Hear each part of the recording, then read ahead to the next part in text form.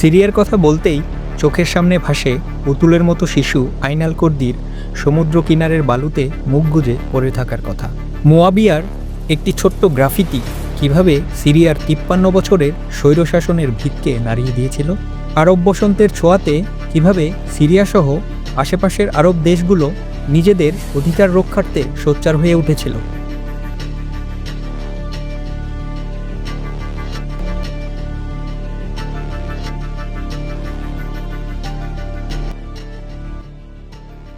আসসালামু আলাইকুম।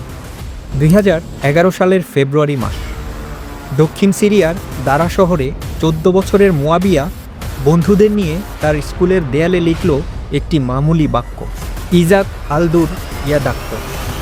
এর মানে হলো, এবার আপনার পালা হে ডাক্তার। এই ডাক্তারই হলো সিরিয়ার প্রেসিডেন্ট বাশার আল আসাদ, যিনি পিতার মৃত্যুর পর ২০০০ সালে ক্ষমতায় আসেন এবং সিরিয়াতে প্রতিষ্ঠিত করেন এক ভয়ঙ্কর স্বৈরাচারী একনায়কতন্ত্র।